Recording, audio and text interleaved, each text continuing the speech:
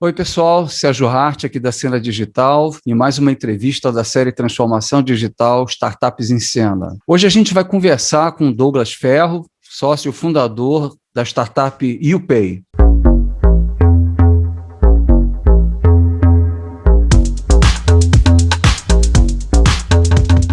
Douglas, prazer aí em ter você conosco. Grande Sérgio, o prazer é todo meu estar aqui falando com você e para o seu público, que eu tenho certeza que é muito qualificado. Muito obrigado.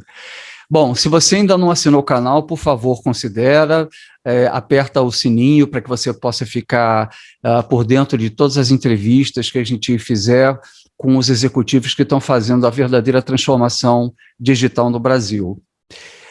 Eu vou falar um pouquinho para vocês da YouPay primeiro. A YouPay é uma carteira digital escolar que conecta a família e a escola para empoderar os jovens a realizar os seus pagamentos e a criarem suas experiências com responsabilidade e liberdade no colégio.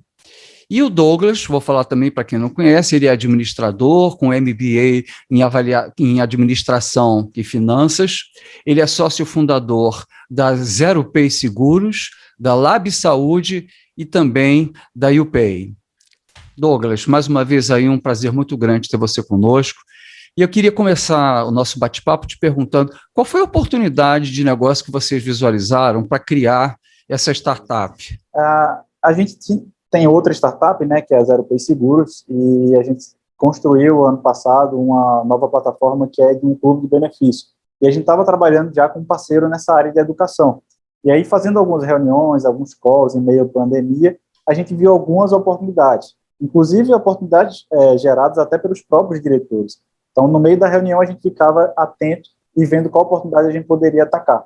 E aí, conversando com um amigo meu, a gente acabou criando essa oportunidade, a gente viu que tinha esse gap dentro dos colégios, da automatização dos processos de pagamento, seja através de boleto, de Pix, seja através da recorrência do cartão de crédito. Então, a gente entendeu que nesse grupo de educação que a gente estava inserido, mais de 60% ainda era pagamento em espécie. Então, tinha escola no interior, tinha escola em diversos estados, que ainda o pagamento era em espécie. Então, tinha toda aquela falta de credibilidade no pagamento, tinha alguns problemas ali, alguns percalços, e a gente pensou, poxa, o que a gente pode fazer para simplificar esse processo? O que a gente pode fazer para atender essa demanda que eles têm, resolver esse problema? E foi daí que a YouPay nasceu com o intuito de automatizar os processos de pagamento dentro das escolas, e a gente acabou criando essa plataforma em outubro do ano passado, 2020. Legal. Como é que ela funciona, mais ou menos? Você pode explicar para a gente? Claro, com prazer. É uma carteira virtual, a gente brinca que é uma conta digital, tá? Que depois eu posso até falar um pouquinho mais desse projeto, que é mais para frente, mas é uma carteira virtual onde o pai, ele faz gestão dos seus dependentes ali no colégio, através da questão dos pagamentos. Exemplo, eu tenho 2 filhos no colégio X, e eu quero fazer o pagamento das mensalidades. Eu vou lá direto pelo app, faço o pagamento, e posso escolher boleto, Pix, cartão de crédito, transferência comum, o que ele quiser fazer em relação ao pagamento, ele consegue gerir. Inclusive, o filho também tem acesso a um aplicativo, então o pai ele tem a sua versão, o filho tem a versão do filho, do dependente. Então, se o pai quiser que o filho só gaste por semana na cantina R$100, ele vai gastar só R$100. Ele pode colocar créditos para o filho. Então, o filho, a gente tem maquinetas próprias com o nosso software embarcado, dentro das cantinas também. Então, o filho ele pode comprar na cantina tanto pelo cartão, quanto também pelo celular, com QR Code, com NFC, o que na maioria das vezes, na maioria dos casos, está sendo utilizado isso. Então, assim, muito bacana. A gente facilitou esse processo e ainda dá uma sensibilidade a mais para o pai fazer toda a gestão dos seus dependentes. Eu já estou pensando aqui, nos meus aqui, já para usar. Já faz débito automático de mensalidade? Faz débito automático de mensalidade. Então, isso é muito bom. E isso é bom para o colégio, porque diminui a inadimplência. Então, Com o pai ele certeza. coloca o cartão de crédito lá e é debitado todo mês. Então, isso gera até um índice menor de inadimplência. E uma coisa bem interessante, Sérgio, desculpa te interromper, que a grande cereja do bolo é que a gente é a primeira carteira virtual no Brasil, voltada para a área de educação, para colégios, faculdades e tudo mais, que possibilita cashback para o pai. Então, o pai que ele paga em dia, a gente criou um sistema de gamificação que o pai que paga em dia, ele recebe de 5% a 10% de cashback. E ele pode reverter isso na próxima mensalidade, ele pode reverter isso para taxa de eventos, cantina, material didático e tudo mais. Agora, deixa eu entender uma coisa. Isso tem uma grande vantagem que você não depende do banco para fazer isso. Isso é um aplicativo que te liga direto com a escola, certo? Exatamente, a gente Tá. faz um intermédio Agora, entre a escola e o pai. isso. Agora, a escola precisa estar conectada também ao aplicativo. Perfeito, a gente fecha Tá. primeiro a parceria com a escola, Ah, tá. Tá bom. então a gente fecha com um grupo de educação, então a escola possibilita para os pais o acesso ao aplicativo. Entendi. Então, isso significa que uma vez a escola fechando, eu posso usar todas essas funcionalidades. E a extensão geográfica é Brasil, então, não tem limite, né? Brasil, não tem limite. Qualquer Entendi. escola de qualquer lugar do Brasil. Pô, que fantástico isso. E você está pensando, hoje você está atendendo com essa solução basicamente as escolas, mas quando você fala escola, você está falando de que nível? Qualquer nível, ou seja, universidade, primeiro grau, sei lá, fundamental, como é que tem alguma restrição ou pode ser qualquer uma? No momento a gente está atendendo escolas mesmo, ensino fundamental e médio, né? Faculdades ainda não. A gente tem contato com alguns grupos de educação, mas não é o nosso foco nesse primeiro momento, porque só de escola de ensino fundamental e médio no Brasil são mais de 80 mil escolas privadas. Então a gente tem um mercado gigante ainda para desbravar e para validar algumas hipóteses que a gente está validando já esse ano. Então nossa ideia, no máximo, no ano que vem, entrar no segmento de faculdades e universidades também. Uma coisa na jornada dos pais, se é que eu posso assim dizer que dá muito trabalho para a gente a compra do material escolar, né? Então, muitas vezes a escola manda uma lista de livros e materiais, e aí você vai ver na Amazon, está mais barato.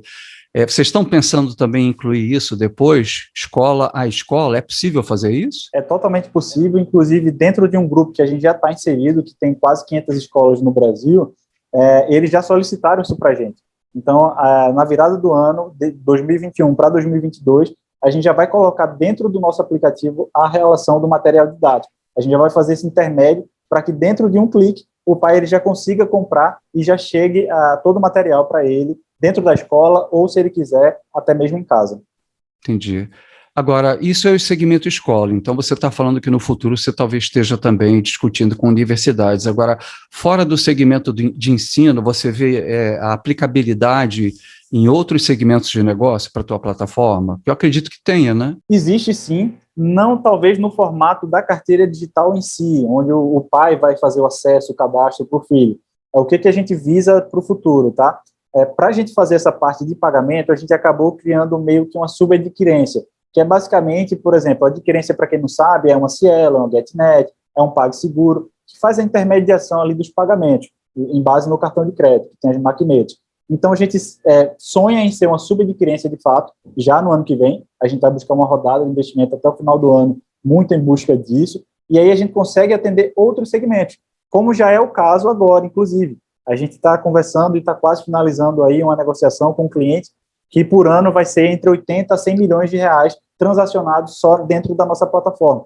E a gente está criando um dashboard, uma ferramenta própria para esse negócio, o que a gente depois vai poder replicar para diversos outros segmentos. Então, no futuro, a gente visa ter essa carteira digital, com essa adquirência, toda a parte de pagamento específica e adaptada para as escolas, e também um braço com a subadquirência, atendendo outros segmentos com um dashboard próprio, com um BI próprio, com outras funcionalidades adequadas para cada segmento. Eu acho que isso pode se aplicar a qualquer setor que exija um pagamento como se fosse uma espécie de assinatura, né, que você tem que pagar todo mês e você recolhe essa assinatura ou o pagamento disso, né? Então, o escopo ele pode ser bastante amplo nesse aspecto, né? Fala um pouquinho para a gente aí dos fundadores, ou se tem mais alguém além de você. Foi você que fundou isso aí sozinho? Como é que foi essa história aí? São 3 fundadores, né? São 3 amigos aí já, um mais antigo e o outro até um pouco mais recente, aí menos de 2 anos. A gente acabou vendo essa oportunidade, a gente conversou, um dos sócios, que é o nosso CTO, ele entende muito essa parte de tecnologia e ele entende essa parte de adquirência, e ele vislumbrou também, junto com a gente, essa oportunidade. Então, cada um ali na sua área de produto, comercial e a parte de tecnologia, foi construindo ali essa oportunidade, essa solução para atender um problema real. Então, quando a gente começou a conversar e viu que tinha várias oportunidades, a gente decidiu, poxa, isso aqui tem sentido, isso aqui atende realmente um problema real, vamos resolver dessa forma. E aí, a gente se complementa muito, porque eu venho da parte do banco, eu sou ex-gerente do Bradesco, o outro, meu sócio, entende muito da parte de produto e operação, ele é viciado nisso, ele é muito bom nisso, inclusive, e o outro CTO domina a parte de tecnologia, diversas linguagens de programação, então a gente acabou casando bem nessa parte aí da UPay e vem dando muito certo. Bacana. Quer dizer, a visão também de vocês é mais ampla, né? É ter uma plataforma mais ampla de pagamentos, porque você tem outros produtos também que devem estar ligados à UPay, né? Como a ZeroPay, etc., né? Exato, porque como a gente tem um braço ali de subadquirência, de banco, que a gente faz boleto, Pix, inclusive mais barato do que a média do mercado, eu acredito, eu até arrisco a dizer aqui que mais de 90% é mais caro do que as taxas que a gente tem hoje, tá? Só para te dar uma ideia aqui, enquanto o mercado cobra ali por boleto R$3,50, R$3, a depender do negócio, do volume, a gente consegue cobrar R$1,20, R$1,30, R$1,40, a depender também, óbvio, do volume, do porte da empresa. Então, Pix, que normalmente o mercado cobra 1% a cada valor, a gente costuma cobrar aqui 70, 80 centavos. Então, é uma economia muito grande para o marketplace, o e-commerce que quiser utilizar. Então, a gente vislumbra aí vários braços que a gente pode atender diversos segmentos.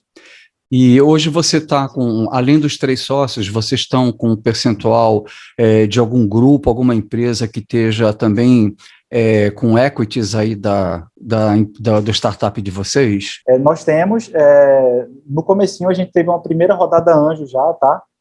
Que eu não posso citar valores nem o equity por questão de contrato, mas a gente já teve ali no primeiro mês uma rodada anjo, 2 investidores anjos que apostaram na gente desde o começo, e está dividido assim, entre os 3 sócios de parte igual, e 10%, eu posso citar isso, para uma rodada de investimento anjo. Ah, perfeito.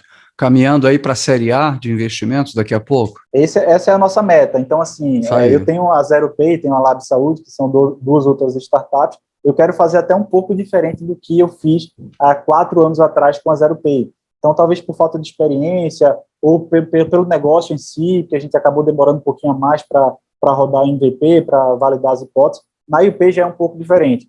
A gente já começa no mês 1, validando já o MVP, com receita recorrente, que foi totalmente diferente das minhas outras 2 startups.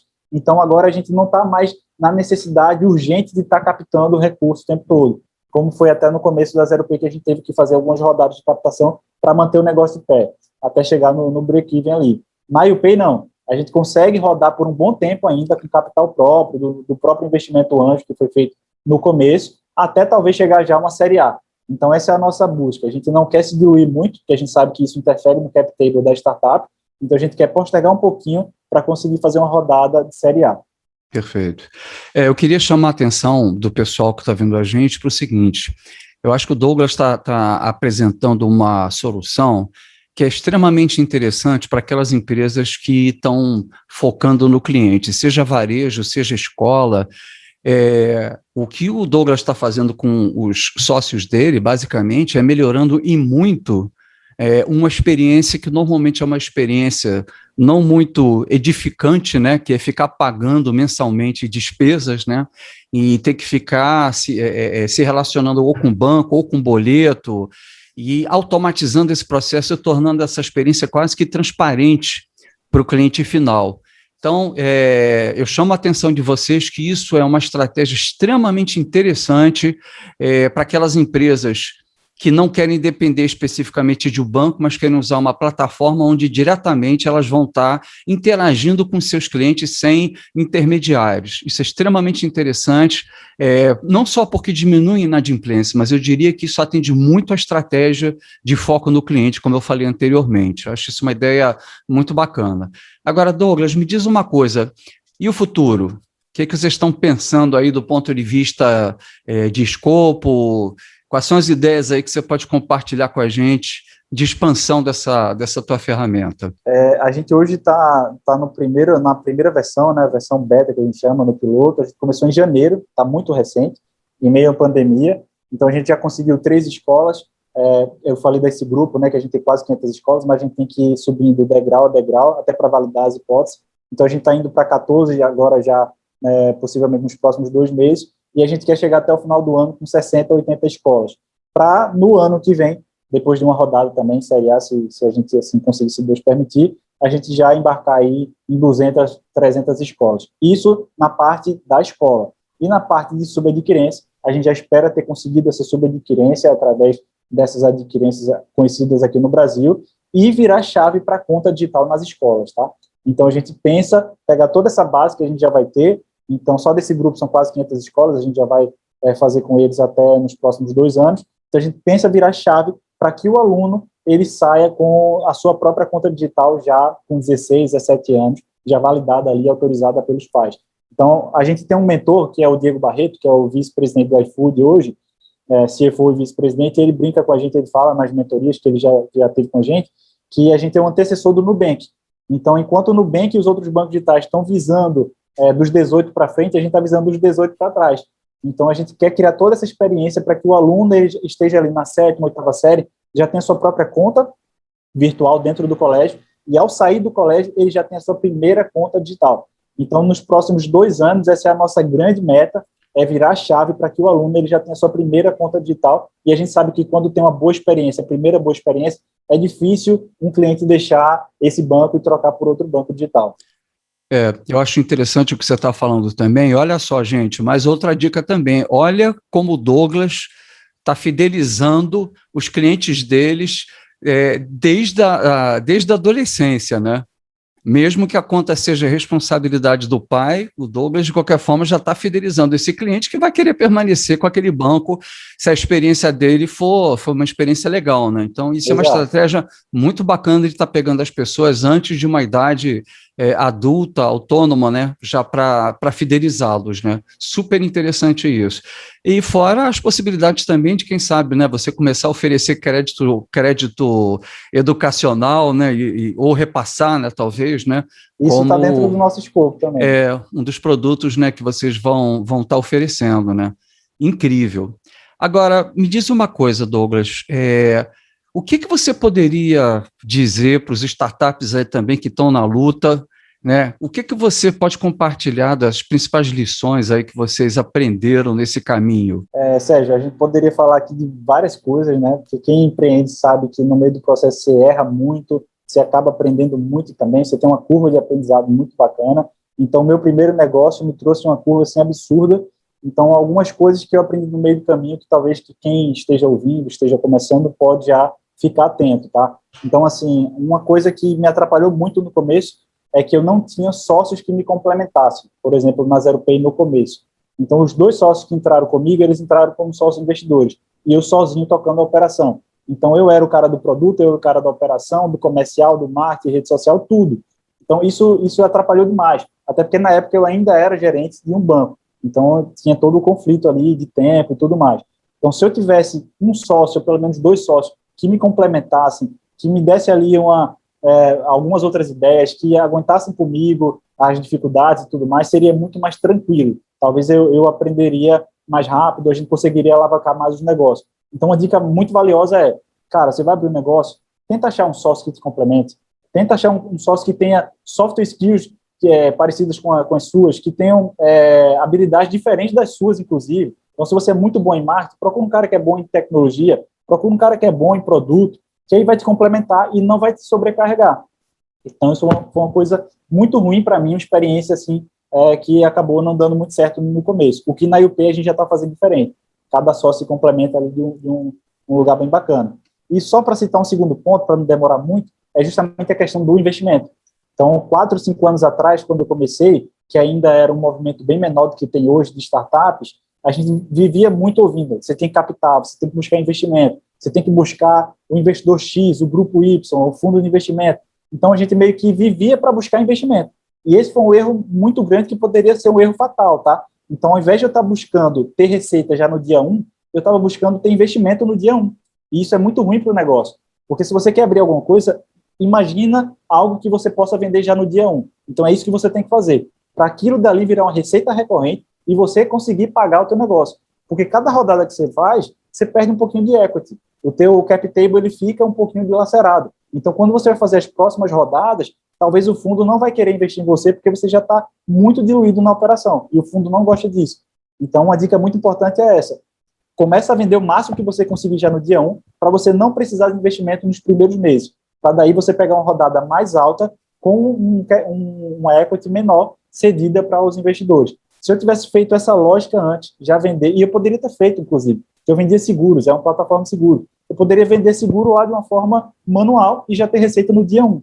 Mas eu não tinha essa consciência, falta de experiência, não tinha também os sócios direto na operação para me ajudar nisso. E a minha cabeça estava um pouquinho complicada naquele momento. Então, assim, são 2 dicas que eu queria deixar aí para o pessoal, que com certeza vai fazer uma diferença muito grande.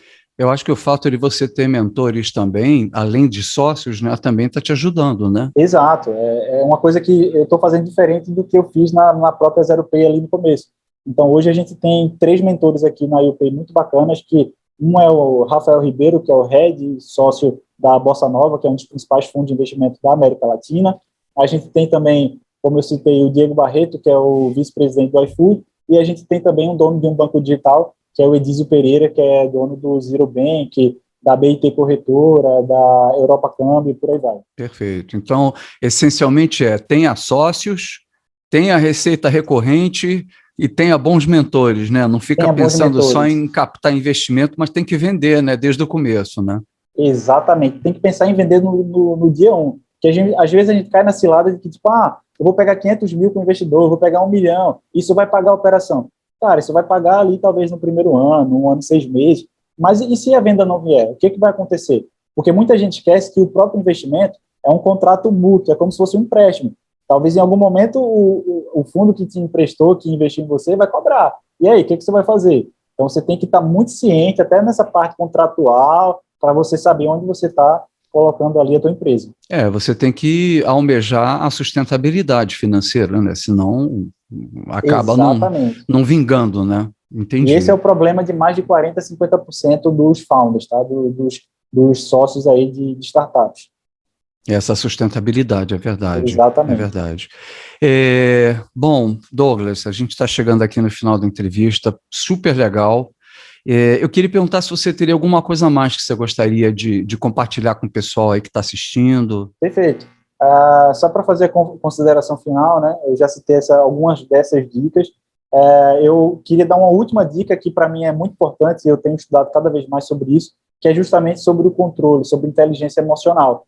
O que isso faz muita diferença na cabeça de um founder, de uma pessoa que está tocando uma operação. Porque você lida ali com diversos problemas, desde o problema de um colaborador, de um sócio, de um investidor, da operação que não está dando certo. Então, se você não tiver controle emocional, em algum momento você vai ter algum problema, seja com sócio, com investidor, seja com o que for. E outra coisa muito importante também é você saber aonde você quer chegar. Não adianta eu querer criar aqui uma conta digital, uma startup, uma fábrica, ou o que quer que seja que você esteja pensando aí, que queira fazer, você tem que saber onde você quer chegar. Cara, qual é o propósito desse negócio aqui? Eu vou fazer só por dinheiro? Se você fizer só por dinheiro, tenho certeza absoluta que muito provavelmente não vai dar certo. Porque quando chegar os primeiros problemas, quando você tiver uma conta mais cara para pagar do que a receita que vai entrar no mês, quando um sócio seu deixar você na mão, quando um fundo de investimento cobrar você na justiça e você não tiver dinheiro nenhum, você só vai estar ligado ao dinheiro, você não vai estar ligado ao propósito do negócio. E se você estiver ligado ao sonho, ao propósito, saber onde você quer chegar, muito provavelmente você vai fazer o que for preciso para chegar lá. E esse é o meu exemplo. Em 2019, a gente quebrou com a Zero Pay. A gente chegou a falir. Eu e os outros 2 sócios, a gente teve que bancar a operação durante 5 meses, do próprio bolso. Ali a operação, e quase a gente acaba o dinheiro também. Então, se eu não tivesse resiliência e não soubesse aonde eu queria chegar, eu talvez tivesse desistido ali já no primeiro mês. E eu, todo mês, estava ali, o sócio. Douglas, você acredita? Cara, eu acredito, eu sei onde eu quero chegar. E graças a Deus, depois desse período ali, no final de 2019, as coisas mudaram e desde o ano passado a gente só vem aumentando receita mês a mês. Com ou sem pandemia? Com ou sem pandemia, esse é o negócio. Você tem que estar preparado para qualquer situação. Excelente. Isso é muito bom, né? Porque o negócio ele perdura e você não sofreu como tantas empresas sofreram no Brasil, né? Por causa da pandemia, porque o teu negócio é digital, né? Então, graças a Deus, você ainda conseguiu se recuperar, né? Excelente. Perfeito. Exato. Douglas, super legal. Muito obrigado aí pela tua colaboração. Eu acho que isso aí foi um conteúdo bastante legal para quem está com startup e para quem também quer conhecer como trabalhar com startup, né? Porque tem que se entender um pouco também desses meandros, né? Até para poder considerar a melhor forma de fazer uma parceria com startup, entender quais são os principais dilemas deles e não ficar esperando milagre da onde não vem, né? Então, exatamente. Isso aí foi muito bacana. Queria te agradecer muito. Queria agradecer também a todos o pessoal que está assistindo a gente. Mais uma vez, se você não ainda é o nosso assinante, por favor, considera assinar e apertar aqui o sininho para poder acompanhar essas discussões estratégicas sobre transformação digital. E no mais, gostaria então de me despedir de vocês. Até o nosso próximo vídeo. Sucesso aí para o Douglas.